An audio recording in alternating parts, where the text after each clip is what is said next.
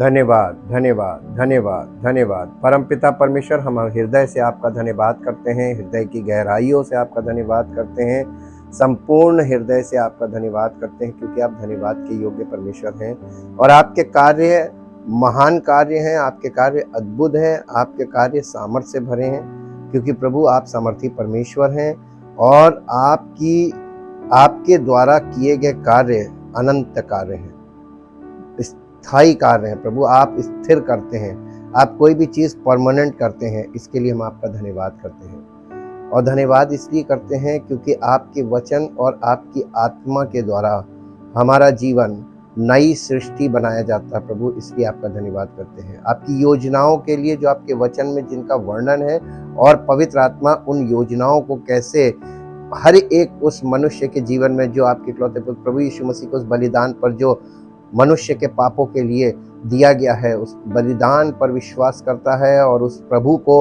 अपना उद्धार करता स्वीकार करता है, उसके जीवन में वो सामर्थ्य के कार्य प्रभु उसको पूरी तरीके से उद्धार के मार्ग में आगे बढ़ाते हैं और उसके जीवन को पूरी तरीके से उद्धार मिलता है, ताकि प्रभु आपका नाम हर एक उस जीवन से जिसने विश्वास किया है महिमा पाए और सब मिलकर प्रभु आपकी महिमा का कारण बने। इन सब बातों के लिए आपका धन्यवाद करते हैं, धन्यवाद करते हैं प्रभु। आप प्रतिदिन हमें पवित्र आत्मा के द्वारा हमारे आत्मा का भोजन आपने पवित्र वचनों से, जो कि प्रभु पवित्र आत्मा के द्वारा हमें दिए जाते हैं, हमें बल देते हैं, जीवन देते हैं, ताकि हम आत्मिक जीवन में स्थिर बने रहें और स्थिरता के साथ उन्नति में आगे बढ़ें आत्मिक जीवन में, और आत्मिक जीवन फलवंत हो और आपकी महिमा का कारण बने। सारी महिमा आपको मिले। धन्यवाद के साथ इस प्रार्थना को आपके इकलौते पुत्र प्रभु यीशु मसीह के नाम से मांगते हैं, आमीन। Praise the Lord.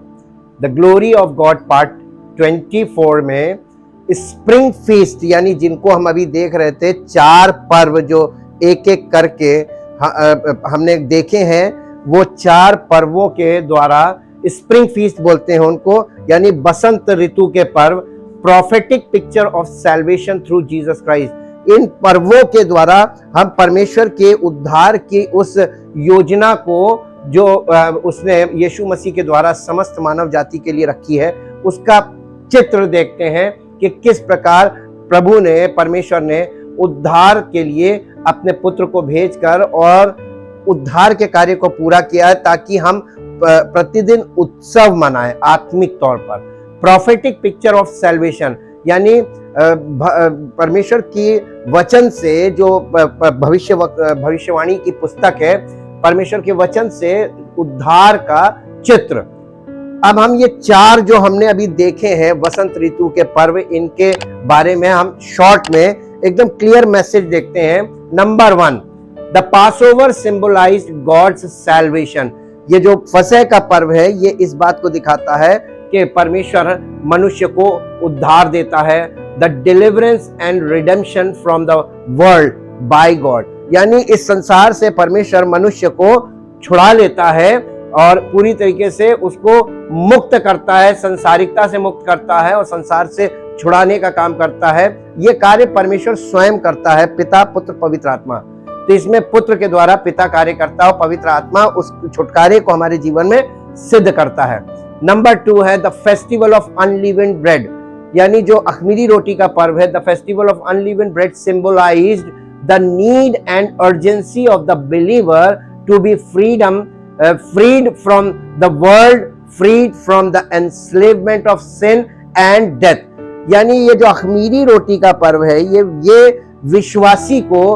विश्वासी के लिए इस बात का प्रतीक है कि विश्वासी के लिए आवश्यक है, और उसके लिए इतना अर्जेंसी का मतलब होता है तुरंत ये कार्य अनिवार्य है उसको करना, कि वो इस वाली चीज में भाग ले। काहे के लिए? To free from the world, संसार से मुक्त होने के लिए, and to free from the enslavement of sin, और पाप के दासत्व से मुक्त होने के लिए, और तीसरी चीज है डेथ के लिए। 3 चीजों के लिए, मुक्ति के लिए अपने आप को इस चीज में इन्वॉल्व करे। तो यहाँ पर आपका पार्टिसिपेशन आता है अख़मीरी रोटी के पर्व में। और फिर तीसरा है the festival of first fruits. symbolize the great hope for the believer as he marched towards the promised land, the great hope of being raised from the dead by the power of the resurrection of Jesus Christ. यीशु मसीह के ये जो प्रथम फल वाला पर्व है, ये इस बात को दिखाता है कि हमारे लिए कितनी बड़ी आशा पैदा होती है यीशु मसीह के पुनरुत्थान के द्वारा, कि वो जिस पर हमने विश्वास किया पहले उसका पुनरुत्थान हुआ। इसका मतलब हमारा विश्वास उस व्यक्ति पर है जिसने हमारे पापों के लिए अपने आप को बलिदान किया। और इसके साथ साथ जब लिखा हुआ है ना कि यीशु मसीह को ने हमारे पापों को अपने ऊपर लिया और क्रूस पर चला गया और मर गया, तो उसके साथ हम भी मर गए, यानी हमारे पाप को उसने मार दिया तो हम पापों के लिए मर गए। और फिर ये जो अख़मीरी रोटी का पर्व है, ये हमको प्रभु की उपस्थिति में आना है अर्जेंसी को देखकर कि हमें जल्दी से जल्दी तत्काल इस बात की आवश्यकता है, जैसे उन लोगों ने फसह का मेमना बलिदान किया, अपने घरों पे लहू लगाया बाहर, और जब वो मौत का फरिश्ता गया उनके घर में मृत्यु नहीं हुई, वो मृत्यु से बचे। और द वेरी नेक्स्ट डे, और तुरंत दूसरे दिन अख़मीरी रोटी का पर्व बताया गया था कि तुम अख़मीरी रोटी खाना, तो वो लोग सब वहां पे दल दल करके मिस्र से निकल गए थे। तो ये निकलने को दिखाता, मिस्र से निकलने को, कि वो जल्दी जल्दी, तो हम भी संसार से जल्दी जल्दी परमेश्वर के राज्य की ओर बढ़ने लगे। ये मार्च पास्ट है, तो उस जगह को छोड़ना हमारे लिए बलिदान हो गया, हमारा मेमना बलिदान हुआ, अब उसके लहू के द्वारा हमें छुटकारा मिल गया है। चौथा पॉइंट है, the feast of Pentecost is prophetic symbol of the harvest of souls. ये प्राणों की फसल को दिखाता है कि कितने प्राणों को यीशु मसीह ने, जो यीशु मसीह के मृत्यु और पुनरुत्थान के द्वारा कितने प्राण परमेश्वर के राज्य के लिए तैयार हो गए। ये गेहूं की फसल जो दिखाती है, ये हमारे प्राणों का छुटकारा दिखाया जाता है, उसकी फसल। That took place when the Holy Spirit came upon the disciples in the upper room। प्रेरितों काम 2 अध्याय उसके पहले पद में जिस प्रकार से पवित्र आत्मा जब आया चेलों के ऊपर, और वो चेलों पर पवित्र आत्मा उतरा, और वहां पर इस बात को दिखाया गया, और चेले जब खड़े हुए और पतरस ने खड़े होकर सुसमाचार प्रचार किया, 3000 लोग प्रभु के राज्य में तुरंत आ गए थे। अब आपको एक डिफरेंस दिखाते हैं पहले पेंटिकोस्ट के और दूसरे पेंटिकोस्ट के बीच। मेरे साथ निकाल लीजिए, आपको मिलेगा निर्गमन की पुस्तक, उसका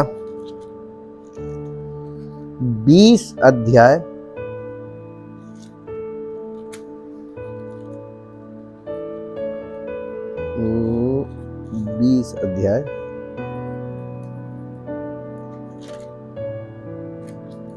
बीस अध्याय और उसका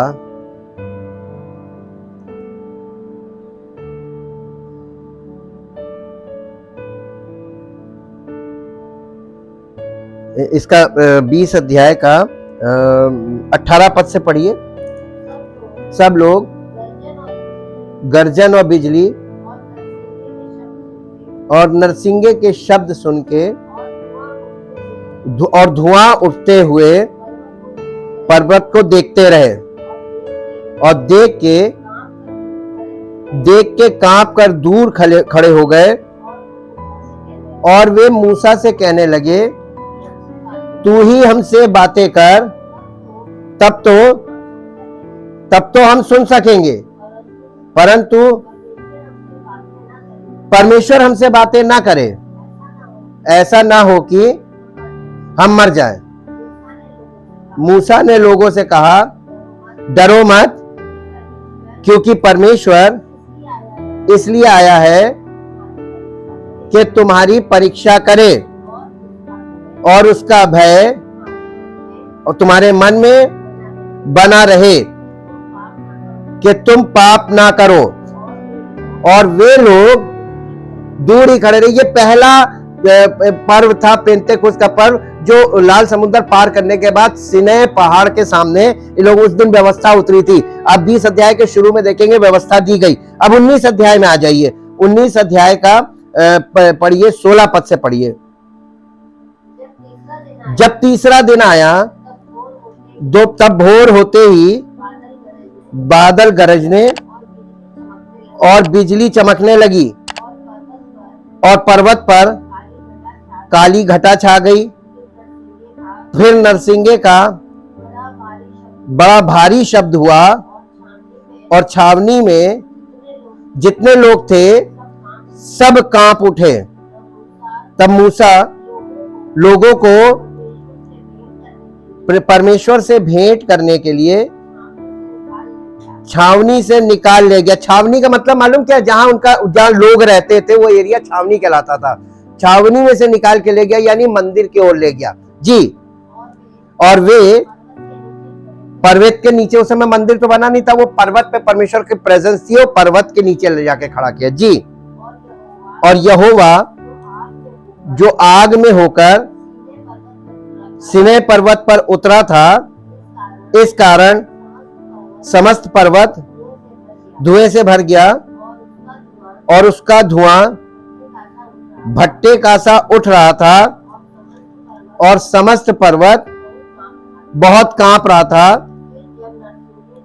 फिर जब नरसिंगे का शब्द बढ़ता और बहुत भारी होता गया, तब मूसा बोला और परमेश्वर ने वाणी सुनाकर उनको उत्तर दिया। और यहोवा सीनै पर्वत की चोटी पर उतरा और मूसा को पर्वत की चोटी पर बुलाया और मूसा ऊपर चढ़ गया। तब यहोवा ने नीचे उतरकर लोगों को चेतावनी दे, कहीं ऐसा ना हो कि वे बाड़ा तोड़ के यहोवा के पास देखने को घुसे और उनमें से बहुत से लोग नष्ट हो जाएं। और याजक जो यहोवा के समीप आया करते हैं, वे भी अपने को पवित्र करें, कहीं ऐसा ना हो कि यहोवा उन पर टूट पड़े।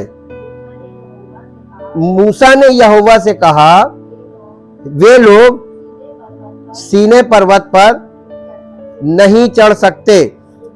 तूने तो आप हमको ये कहकर चिताया कि पर्वत के चारों ओर बाड़ा बांधकर उसे पवित्र रखो। यहोवा ने उससे कहा, उतर तो जा और हारून समेत तू ऊपर आ। अब देखिए, उससे कहा तुम उतर जाओ, हारून के साथ तुम ऊपर आओ। लोगों को दूर रहने को कहा। इसी में आप घर में जाके पढ़िएगा तो यहाँ पे आगे इसी में लिखा हुआ है कि उस दिन 3000 लोग मरे थे। पहले पेंतेकुस्त के पर्व में सीनै पर्वत के पास 3000 लोग परमेश्वर का शब्द सुनकर मर गए थे, उसका वचन सुनकर मर गए थे। और ठीक इसी का उल्टा हुआ था। नए नियम का जो पहला पेंतेकुस्त का पर्व था, उसमें एक देखते हैं, पहला प्रेरितों के काम 2 अध्याय और उसका 41 पद पढ़ दीजिए। प्रेरितों के काम 2 अध्याय का 41 पद। अतः जिन्होंने उसका वचन ग्रहण किया, उन्होंने बपतिस्मा लिया और उसी दिन 3000 मनुष्यों के लगभग उनमें मिल गए। देखिए, और ये अगला पद है, वो प्रेरितों से पहली चीज क्या करने लगे? प्रेरितों से शिक्षा पाने। और यहां पर वर्ड आगे आया है रोटी तोड़ने। ये कौन सी रोटी है? अखमीरी रोटी। वो अखमीरी रोटी का पर्व मनाने के लिए कहां जमा हुए? कलीसिया। कलीसिया में जो आपको प्रभु का वचन दिया जाता पवित्र आत्मा के द्वारा, वो अखमीरी रोटी है। वो अखमीरी रोटी है। अखमीरी रोटी रिटन वर्ड को नहीं कहते। अखमीरी रोटी कहते हैं spoken word by the Holy spirit. वो खाना है। और मालूम है आज, अब आप देखिए आज प्रॉब्लम क्या है। आज या तो वो खुद पढ़ रहे हैं या फॉल्स इंटरप्रिटेशन किसी से भी ले रहे हैं। वो अखमीरी रोटी नहीं है। अखमीरी रोटी भी आपको समझ में आनी चाहिए, सिनलेस वर्ड, यानी उसमें खमीर नहीं होना चाहिए। ऐसी वाणी जो आपको सुनने में अजीब लगे या कठिन लगे, और जो आपको, जिसको सुनने से आपको पहली चीज तो समझ में नहीं आएगी, बहुत लंबे समय तक आपको नहीं समझ में आएगी। जब समझ में आएगी तभी वो आपकी आत्मा में भोजन के रूप में जाएगी। हमने देखा अपनी सेवकाई में कि शुरू में जो लोग आते थे उनको कुछ नहीं मिला, वो सिर्फ सुनते थे और चले जाते थे। आज भी ढेर सारे लोग हैं जो न्यू कमर्स होते हैं, उनके लिए एकदम ऐसे ही बस आए, सुने, चले गए, उनको कुछ नहीं मालूम। रोक के पूछ लो, कुछ समझ में आया? कुछ नहीं, वास्तव में कुछ नहीं आता। क्यों? क्योंकि उनके लिए ये अनहोनी चीज है, ये परमेश्वर का वचन उन्हें बचपन से मिला नहीं है। उनको ये नहीं मालूम ये है क्या, वो इसको वाणी समझ रहे हैं बस कि है प्रभु का वचन है, हमें इससे मतलब नहीं। वो आते हैं अपनी इच्छा को लेकर और चाहते हैं कि उनकी इच्छा पूरी हो जाए। परमेश्वर आपकी इच्छा को पहले पूरी, बाद में पूरी करेगा, पहले आप परमेश्वर की इच्छा को पूरा कीजिए। ये है परमेश्वर का नियम। और कोई भी व्यक्ति परमेश्वर की इच्छा को जब समझने लगता है ना, तो कभी उसका मन नहीं करता कि हम परमेश्वर की इच्छा पूरी करें, क्योंकि वो संसार से निकलना नहीं मांगता, वो संसार को पसंद करता है, परमेश्वर के पास से मांगने आता है। और मांग के क्या परमेश्वर आपको संसार में ले जाने के लिए कुछ देगा? आप देखिए वो लाल समुद्र से उल्टा जा गए थे क्या? और जितनों ने वापस जाने की कोशिश की सब मर गए थे। तो परमेश्वर के पास आके आप संसार में वापस जाएंगे तो आपको कुछ नहीं मिलेगा, बल्कि जीवन से हाथ धोना पड़ेगा। ये इसमें दिखाया गया, कोई वापसी का रास्ता नहीं।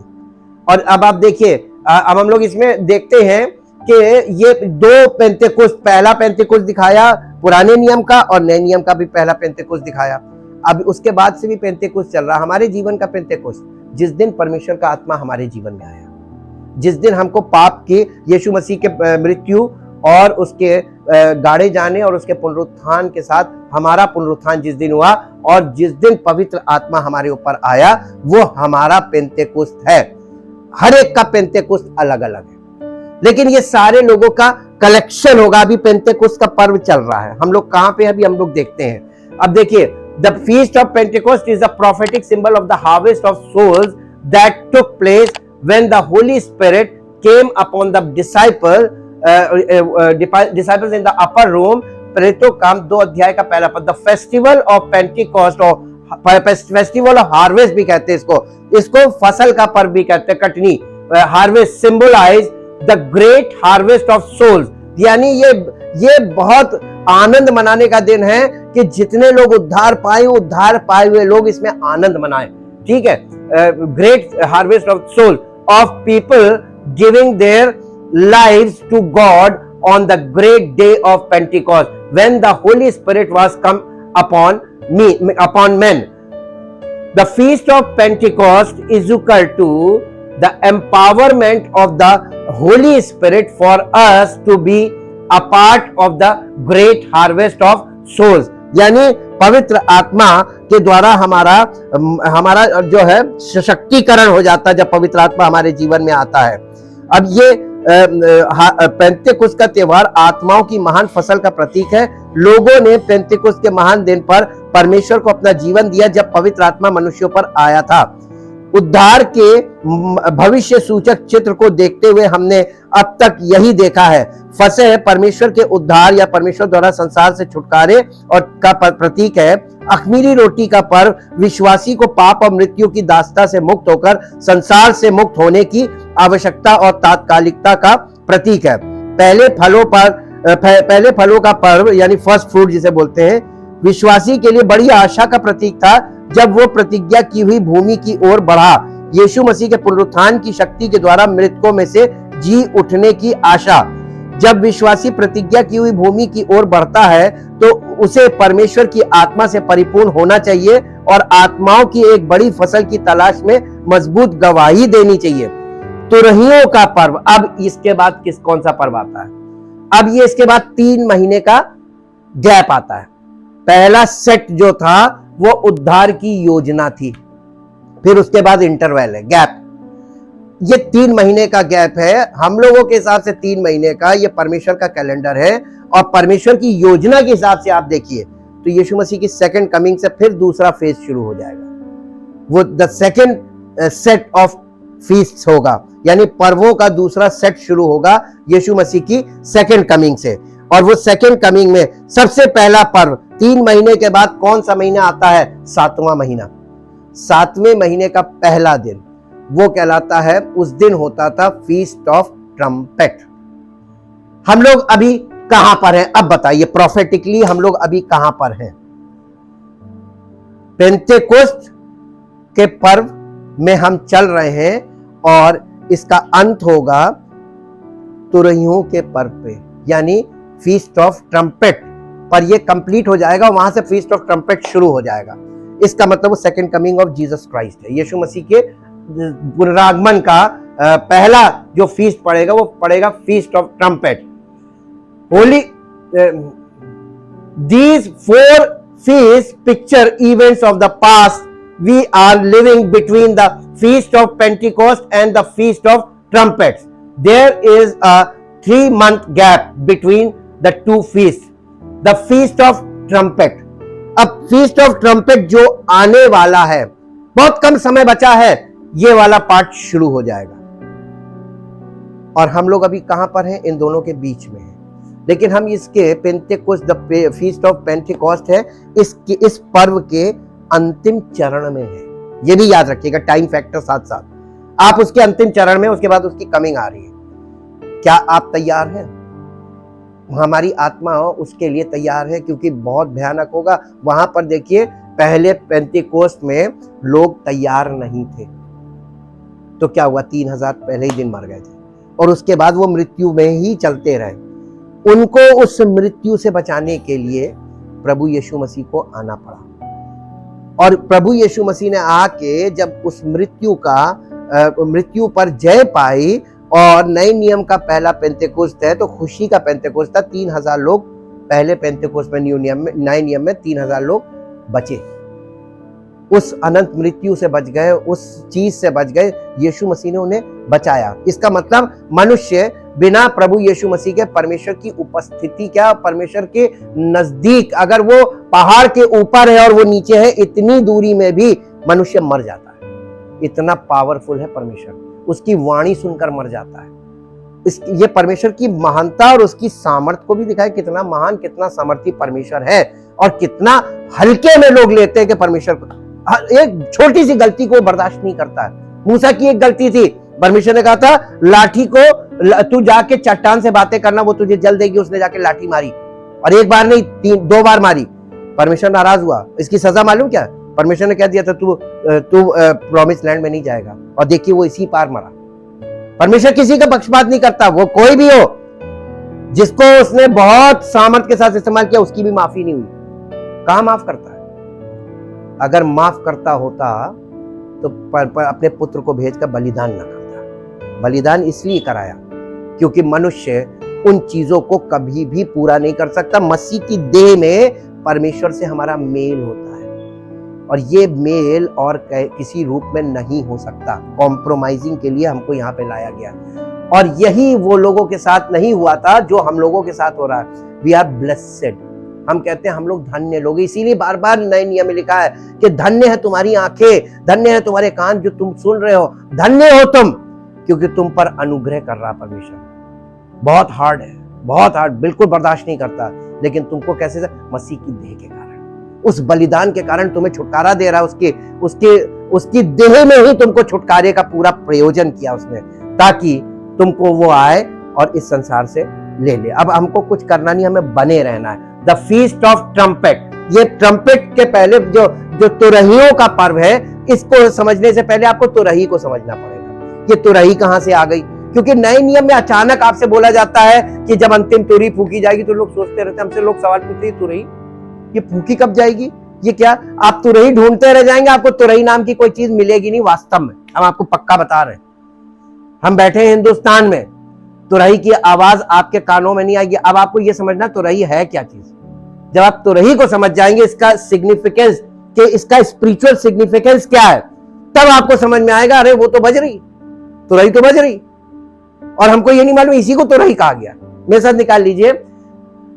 The Israelites had 2 silver trumpets that were used to call the people together and to signal directions as they journey to the promised land. गिनती की पुस्तक उसका 10 अध्याय, उसका 1 से 10 पद। फिर यहोवा ने मूसा से कहा, चांदी की 2 तुरहियां गढ़ के बनाई जाएं, तू उनको मंडली के काहे के लिए बनाएगी, तू उनको मंडली के बुलाने और छावनियों के प्रस्थान करने में काम में लाना। अब आपको 1 मिनट रुक जाइए, आपको क्या समझ में आया? इसका क्या काम था तुरही का? नहीं समझ में आया? जी करेक्ट। ये इसको पहला वाला बांट देंगे, इसको लोगों को जमा करने के लिए, इसको इंग्लिश में बोलते हैं टू कॉल टू असेंबल या कॉल टू वर्शिप। लोगों को जब तुरही फूंकी जाती थी तो वो लोग निकल कर उस तंबू में आ जाते थे, आंगन में, परमेश्वर के मंदिर में आ जाते थे। काहे के लिए? क्योंकि तुरही फूंकी गई एक मंदिर से, इसका मतलब ये हमको कॉल किया गया, हमें वहां हाजिर होना है। आज भी देखिए बहुत से लोग अपनी आराधना शुरू करने से पहले हॉर्न पर कुछ आवाज लगाते हैं जिससे आसपास से लोग निकलकर जमा होते हैं। That is called the call to worship. उसको कहते हैं आराधना के लिए उनको बुलाना। ये किया जाता था तुरही के शब्द के द्वारा, और जब तुरही फूंकी जाती थी लोग वहां पे जमा हो जाते थे टू वर्शिप। और दूसरा इसका काम था, दूसरा कारण था, जब इसको फूंका जाता था तो लोग प्रस्थान करने के लिए, जब बादल हट जाता था तंबू पर से, तो तुरही फूंकी जाती थी ताकि लोगों को पता चल जाए कि अब हमको मूव करना है, रेडी टू मूव। तब ये तुरही फूंकी जाती थी। 2 कारण है, आगे पढ़िए। और जब वे दोनों फूंकी जाएं तब सारी मंडली मिलाप वाले तंबू के द्वार पर तेरे पास, हाँ ये urgent call, urgent meeting call की है, चट से चल, तो जैसी दोनों फूंकी गई इसका मतलब जल्दी से जमा हो जाओ, अर्जेंट कॉल है ये जी। परंतु यदि एक ही तुरही फूंकी जाए तो प्रधान लोग यानी लीडर, जो इजराइल के हजारों के मुख्य पुरुष हैं तेरे पास, यानी वो लोग इकट्ठे हो जो लीडर्स हैं, लीडरशिप को कलेक्ट करने के लिए एक फूंकी जाएगी जी। जब तुम लोग, अब देखिए दूसरी चीज आ गई, जब तुम लोग सांस बांध कर फूंको तो पूर्व दिशा की छावनियों का प्रस्थान हो, यानी पूरब में जो लोग जिनके कैंप्स है ईस्ट साइड में, वो लोग प्रस्थान करेंगे जब सांस बांधकर पहले एक तुरही फूंकी जाएगी जी।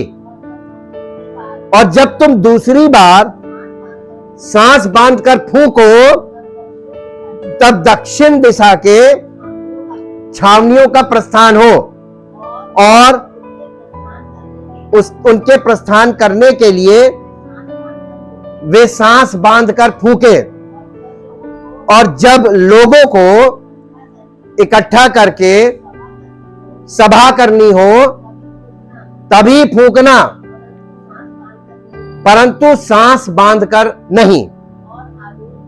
और हारून के पुत्र जो याजक हैं वे उन तुरहियों को फूंका करे। ये बात तुम्हारी पीढ़ी पीढ़ी के लिए सदा की विधि रहे। अब यह खत्म नहीं हुआ। और जब तुम अपने देश में किसी सताने वाले बैरी से लड़ने को निकलो तब तुरहियों को सांस बांधकर फूंकना, तब तुम्हारे परमेश्वर यहोवा को तुम्हारा स्मरण आएगा और तुम अपने शत्रुओं से बचोगे नहीं, बचाए जाओगे। कौन बचाएगा? जिसका नाम इसमें आया है। तब तुम्हारा परमेश्वर यहोवा तुमको बचाएगा। पहले तुरही फूंकने का मतलब call to worship, call to worship. जब तुम वर्शिप के लिए जमा होगे और कोई तुमको सता रहा होगा, परमेश्वर तुरंत उस पर संज्ञान लेकर काम करेगा। ये बहुत इंपॉर्टेंट चीज थी। अब आपको ट्रम्पेट के बारे में पता चल गया। The feast of trumpets took place on the first day of the 7th month. This is also called रोश हाशाना। ये हिब्रू में इस पर्व को कहते हैं रोश हाशाना। मीन्स न्यू ईयर स्टार्ट, नया वर्ष शुरू। ये नया वर्ष शुरू होता था तो तुरही फूकी जाती थी। The beginning of the Jewish new year. लेवी व्यवस्था 23 अध्याय 23 से 25 पद पढ़िए। फिर यहोवा ने मूसा से कहा, इजराइलियों से कह कि 7वें महीने के पहले दिन को तुम्हारे लिए परम विश्राम हो, उसमें स्मरण दिलाने के लिए नरसिंगे फूके जाएं और एक पवित्र सभा इकट्ठी हो। उस दिन तुम परिश्रम का कोई काम ना करना और यहोवा के लिए एक हव्य चढ़ाना, यानी हव्य का मतलब होता है सुगंध द्रव्य जलाना, खुशबू जलाना, हव्य चढ़ाना, हाँ, सुगंध द्रव्य। अब आप मेरे साथ नए नियम में से कुछ हम ये जो फीस्ट ऑफ ट्रम्पेट है, नए नियम में देखते हैं कुछ वर्सेस कि फीस्ट ऑफ ट्रम्पेट कहां कैसे दिखाया जा रहा है। मेरे साथ निकालिए पहला कुरिन्थियों उसका 15 अध्याय, पहला कुरिन्थियों 15 अध्याय 50 से आप पढ़िए 54 पद तक।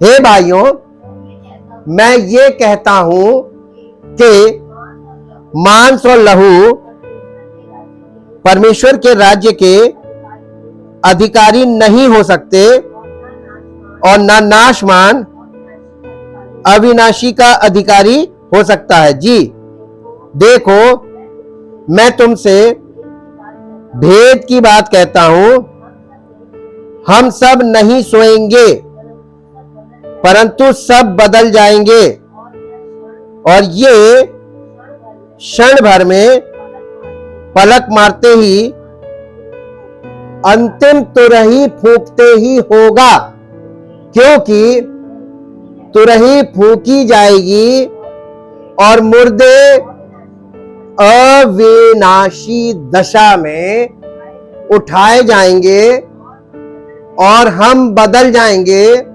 क्योंकि अवश्य है कि ये नाशमान देह अविनाश को पहन ले और ये मरणहार देह, इसका मतलब ये देह मरणहार देह है, मिट्टी की देह। क्या ये परमेश्वर इसको उठाएगा या वो हमें देह बदलने की बात कर रहा है यहां पे? इसका मतलब पुनरुत्थान की देह यीशु मसीह के पास है ना, और वो पुनरुत्थान की देह हमको देगा यीशु मसीह। जैसे उसने पाप से छुटकारा किया है हमें, वैसे ही अगर हम उस पाप के छुटकारे में हमारा प्राण बना रहा तो हमें इस देह से, यानी इस मृत्यु से भी, वो इस मृत्यु की देह से छुड़ाकर हमें पुनरुत्थान की देह देगा। ये उसके सेकंड कमिंग पर हमको मिलने वाला है, सरप्राइज गिफ्ट, जिसे अभी शायद आप कल्पना कर सकते, समझेंगे नहीं। आपके पास एक कल्पना है, लेकिन ये परमेश्वर की ओर से वादा, परमेश्वर झूठा नहीं है, हमेशा याद रखिएगा। परमेश्वर ने जितनी बातें करी सबको पूरा करके दिखाया।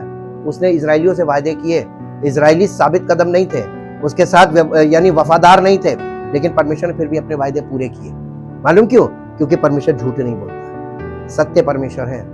और हमको ये दिखाने के लिए वचन दिया गया है, पुराना नियम हमें सिर्फ ये बताता है। इसीलिए पौलुस ने कहा ये हमारे लिए, ये पुराना नियम हमारे लिए दृष्टांत है, ताकि जैसे उन्होंने क्या क्या चीज गलत की थी हम ना करें।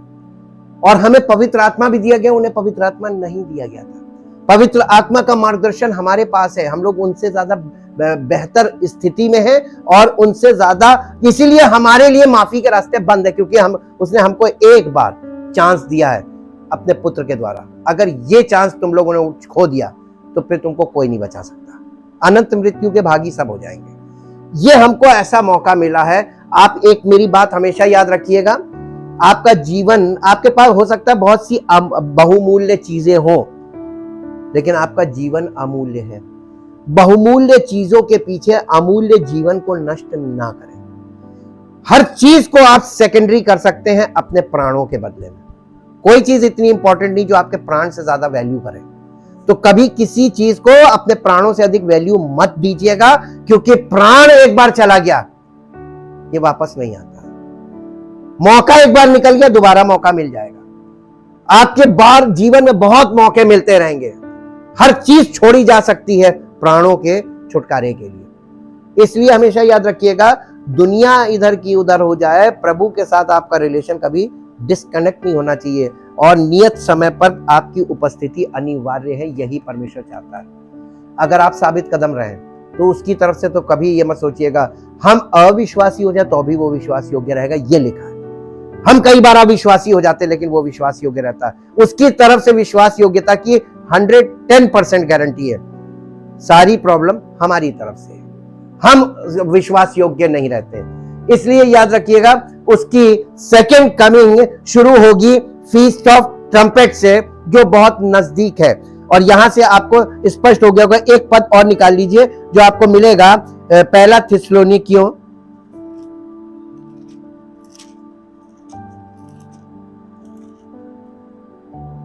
पहला थिस्सलुनीकियों 5 अध्याय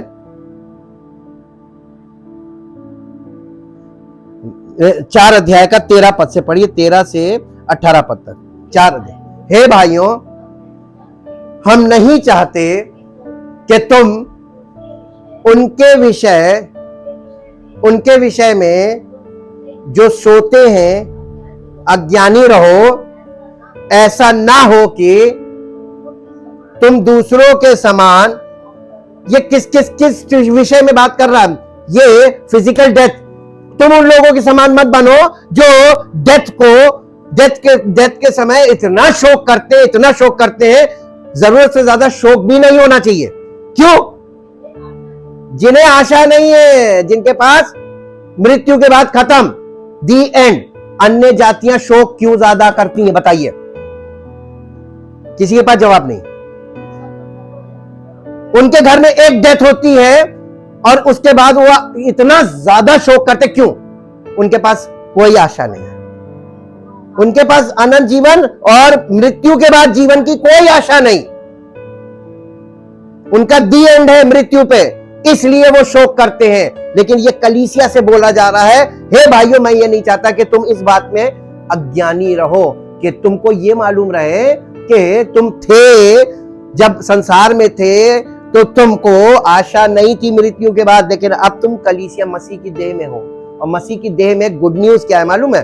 मृत्यु के बाद के जीवन की आशा रखो, पुनरुत्थान का जीवन। जी आगे पढ़िए। क्योंकि यदि हम विश्वास करते हैं कि यीशु मरा और जी भी उठा, तो वैसे ही परमेश्वर उन्हें भी जो यीशु में सो गए हैं, जिनकी डेथ मसीह में जो लोग थे और जिनकी फिजिकल डेथ हुई है, उन्हें भी उसी के साथ, किसके साथ? जब यीशु मसीह आएगा तो वो भी आएंगे साथ में, उनके साथ लेकर आएगा। क्योंकि हम प्रभु के वचन के अनुसार तुमसे ये कहते हैं कि हम जो जीवित हैं और प्रभु के आने तक बचे रहेंगे, सोए हुए से जो हमसे पहले मसीह में थे और जिनकी डेथ हो गई है, उनसे कभी आगे नहीं बढ़ेंगे। यानी हमसे पहले वो, उनका स्थान पहले होगा, हमारा बाद में। जी, क्योंकि प्रभु आप ही स्वर्ग से उतरेगा। उस समय ललकार, प्रधान दूत का शब्द, मालूम है ये प्रधान दूत कौन है? मिकाएल। प्रधान दूत का शब्द सुनाई देगा और परमेश्वर की तुरही फूकी, देखिए, ना चांदी की तुरही फूकी जाएगी, ना किसी वस्तु की, मेटेलिक यानी मटेरियल वाली तुरही नहीं है। परमेश्वर किसकी? प्रभु की तुरही फूकी जाएगी, और जो मसीह में मरे हैं वे पहले जी उठेंगे। तब हम जो जीवित और बचे रहेंगे, का मतलब जो मसीह में होंगे, वे जी उनके साथ बादलों पर उठा लिए जाएंगे कि हवा में प्रभु से मिले, और इस रीति से हम सदा प्रभु के साथ यानी प्रभु हमको लेने आ रहा है, तैयार रहिए। और ये तैयारी बड़ी मजबूत होनी चाहिए, तुक्के वाली नहीं कि देखा जाएगा, अरे ठीक है, अरे ठीक है। आपको अगर किसी इस चीज के लिए मना किया जा रहा है कि ये वाली चीज मत खाना, शरीर को तुम्हारे नुकसान पहुंचा रही है, इसको छूना भी मत, तो लोग मालूम क्या कहते हैं, ये समय सोच बता रहा हूं मनुष्यों की, एक बार खाने से थोड़ी ना कुछ होगा, अरे थोड़ा सा खाने से कुछ नहीं होगा। ये सारी जिंदगी आप थोड़ा थोड़ा करके एक बार थोड़ा और कैलकुलेट करके देखिएगा कि आपने कितना खाया। थोड़ा ही होता है। तो आपके दिमाग में जो रहता है ना, कभी कदार थोड़ा बहुत, लोग आपको कहेंगे दाल में नमक खाया जा सकता है, ये दाल में नमक बहुत खतरनाक चीज है। और आपको इसीलिए थोड़ा सा खमीर पूरे गुंदे आटे को खमीरा कर देता है, ये बताया गया है। और खमीर होने के बाद फिर दोबारा अखमीरी नहीं हो सकता हमारे करने से। अखमीरी बनाने वाला वो है, हम पहले से खमीर है, तो हमको अखमीरी कौन बना रहा? परमेश्वर बनाता है, पवित्र आत्मा और पवित्र वचनों के द्वारा। और जब वो हमें अखमीरी बना रहा होता है, उसी में हम थोड़ा सा खमीर ले लेते हैं, है ना? तो ये गलती नहीं करनी है, क्योंकि परमेश्वर के प्रभु यीशु मसीह के आने का वक्त बहुत निकट है, यानी उसकी सेकंड कमिंग। इसी को रैप्चर बोलते हैं, इसी को बोला जाता है feast of trumpet is rapture. Rapture का मतलब हमारा प्रभु के साथ मुलाकात हवा में होगी, और हमको हवा में कैसे जाएंगे? इस बॉडी से तो जा नहीं सकते। इसका मतलब तुरंत हम बदल जाएंगे, वो हमको तुरंत सबसे पहले क्या करेगा? पुनरुत्थान की दे देगा। जैसी वो मिलेगी, हम लोग ये जैसे कपड़ा नहीं बदलते, ये कपड़े की तरह गिरेगा, वो पहनेंगे हवा में। क्या अच्छा सीन होगा, कितना अच्छा। आप कल्पना करके देखिए, प्रभु कितना बड़ा उसने वायदा किया है, पूरा करेगा 100%, क्योंकि पूरी पुस्तक शुरू से आज तक उसने सारी बातें पूरी की हैं। तो अब वो धोखा नहीं देगा, अविश्वासी ना बने। लास्ट में एक जगह चले, प्रकाशित वाक्य की पुस्तक, उसका 11 अध्याय 15 पद से पढ़िए, 15 पद से 19 पद तक पढ़ दीजिए। प्रकाशित वाक्य की पुस्तक। जब सातवें दूत ने तुरही फूंकी, तो स्वर्ग में इस विषय में बड़े बड़े शब्द होने लगे। स्वर्ग में शब्द हो रहे हैं जी। जगत का राज्य हमारे प्रभु का और उसके मसीह का हो गया, और वो युगान युग राज्य करेगा। तब 24 प्रधान, 24 प्राचीन जो परमेश्वर के सामने अपने अपने सिंहासन पर बैठे थे, मुंह के बल गिरकर परमेश्वर को दंडवत करके ये कहने लगे, हे सर्वशक्तिमान प्रभु परमेश्वर, जो है, जो और जो था, हम तेरा धन्यवाद करते हैं कि तूने अपनी बड़ी सामर्थ को काम में लाकर राज्य किया है। हैं? जातियों ने विरोध किया, पर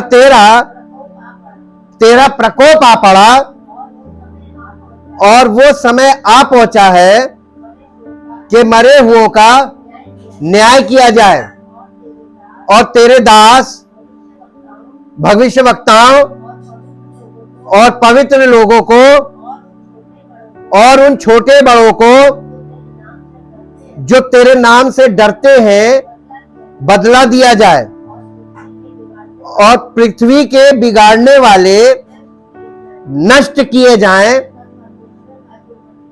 तब परमेश्वर का जो मंदिर स्वर्ग में है वो खोला गया, और उसके मंदिर में उसकी वाचा का संदूक दिखाई दिया, और बिजलियां और शब्द और गर्जन और भूकंप हुए और बड़े ओले पड़े। ये वर्णन है फीस्ट ऑफ ट्रम्पेट्स का, यानी जब वो उसका आना होगा बहुत शोर मचेगा उसके आने पर। तुरही का मतलब है, परमेश्वर की तुरही का मतलब है परमेश्वर का वचन बहुत प्रबल तरीके से आपके कानों में सुनाई देने लगेगा। ये तुरही और कुछ नहीं, ये फूंक कैसे निकलती मुंह से, आज जब परमेश्वर का वचन परमेश्वर की आत्मा के द्वारा आपको सुनने को मिलने लगे और लगातार सुनने को मिलने लगे, ये तुरही है आपके लिए। जब तुरही फूंकी जाए, यानी जब तुम वचन सुनने लगना पवित्र आत्मा की वाणी, तब तक सतर्क हो जाना, जमा होने लगना, ये वाणी आ रही है, और वाणी का आदर करना। यही दिखाया गया है, ये रैप्चर, ये तुम्हें प्रभु उठाने के लिए वाणी भेज रहा है। परम पिता परमेश्वर, हम आपका हृदय से धन्यवाद करते हैं, क्योंकि आप वाकई में अद्भुत युक्ति करने वाले, अद्भुत योजनाओं के द्वारा काम करने वाले परमेश्वर हैं। और आपके कार्य को मनुष्य इतनी आसानी से नहीं समझ सकता जब तक कि आप पवित्र आत्मा के द्वारा इन बातों को का प्रकाशन ना दे, और जब तक सुनने वाले को मन में आत्मा का प्रकाश ना हो। उत्तर सबको दिया जा सकता है, लेकिन उत्तर से संतुष्ट सब नहीं हो सकते, क्योंकि जब तक उनके हृदय में पवित्र आत्मा का प्रकाश नहीं होगा, वो उत्तर उनको संतुष्ट नहीं करेगा। इसलिए प्रभु, उत्तर देने से भी काम नहीं बनेगा। किसी को सब बातें पवित्र आत्मा स्पष्ट कर भी दे, और यदि उसके जीवन में, उसके हृदय में पवित्र आत्मा का प्रकाश नहीं होगा, तो भी उसको वो चीजें समझ में नहीं आएंगी। हम आपका धन्यवाद करते हैं कि हम सुनकर समझ इसलिए पा रहे हैं, इसलिए नहीं कि हम बहुत बुद्धिमान हैं और लोगों से, इसलिए कि आपने पवित्र आत्मा का अभिषेक हमारे हृदय में दिया, आत्मा का प्रकाश पहले से दिया है। जब हम पवित्र आत्मा के द्वारा आपके वचनों का प्रकाश हम सुनते हैं, तो हमारे हृदय में जो पवित्र आत्मा का प्रकाश है, उसके कारण हम संतुष्ट होते हैं और धन्यवाद करते हैं कि प्रभु, आपकी योजनाएं हर एक वचन के सुनने वाले के हृदय में, जिसके हृदय में पवित्र आत्मा का प्रकाश है, उसके जीवन में फलवंत हो और उसका जीवन जयवंत हो और परमेश्वर की महिमा प्रकट हो, उसका नाम महिमा पाए। धन्यवाद के साथ इस प्रार्थना को आपके इकलौते पुत्र प्रभु यीशु मसीह के नाम से मांगते हैं, आमीन। Praise the Lord. परमेश्वर आपको आशीष दे।